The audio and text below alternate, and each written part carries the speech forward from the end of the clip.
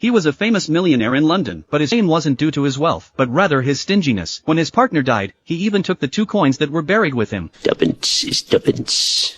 For his employees to keep warm, they were only allowed to use candles, while the coal was locked away in a cupboard. When someone asked him to donate to the poor, his words were even more venomous. And they had better do it, and decrease the surplus population. Such a bitter, mean-spirited man quickly faced his retribution. His deceased partner, Jacob, turned into a ghost, and came to visit Scrooge. His hair was wild, his face was wrapped in bandages, and he dragged heavy chains behind him. Scrooge was trembling in fear. Jacob told Scrooge, "These iron chains are my punishment from life. I never left the counting house. I squandered my wealth, exploited my employees, like a rat living in the eyes of money. Only after death did I become bound by these chains, wandering aimlessly. I have come to warn you, don't repeat my mistakes. There's still time to save yourself. Over the next 3 days, 3 ghosts will visit you, to guide you in the right direction. They are the ghost of Christmas past, the ghost of Christmas present, and the ghost of Christmas yet to come. They will arrive at midnight." Time passed quickly, and the ghost of Christmas past arrived as promised. He had flames on his head, and a Christmas hat in his hand, and gently touched Scrooge's body. Scrooge suddenly felt his body become light, and he started floating. They traveled through a time tunnel, and soon arrived at a snowy little town. This was Scrooge's hometown. Seeing the warm scene before him, he couldn't help but shed a tear. At that moment, a carriage approached, and the children in it were all Scrooge's schoolmates from back then. He was deeply surprised, for back then he was just a lonely, helpless boy. While his classmates went home to be with their families, he was left in the boarding school, spending one lonely Christmas after another. Fortunately, one year, his dear sister, with his father's permission, came to take him home. That was the most unforgettable Christmas of his life. Scrooge held his sister tightly, and this memory filled him with guilt, because soon after, his sister died in childbirth, and he had never cared for his nephew.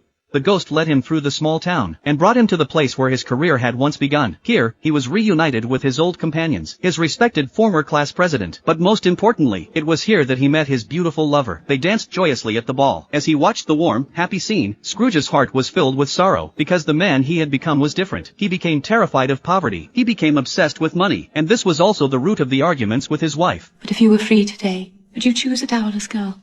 A girl left penniless by the death of her parents? You who weighs everything by gain. It was on this very day that he and his lover parted ways, and love was lost forever. After seeing the scene, Scrooge was overwhelmed with anger. He demanded the ghost take him away from this painful place, but the ghost was not easily swayed. It kept changing its expressions, showing him how his lover had moved on, forming a new family. This made Scrooge furious. He forcefully placed the Christmas hat on the ghost's head. Although the ghost vanished, the hat transformed into a rocket launcher, and shot Scrooge into the sky. The Christmas hat slowly disappeared, and Scrooge plummeted from thousands of meters high. When he hit the ground, it felt like he had fallen from his bed, waking from a dream. The clock struck midnight, and the second ghost arrived.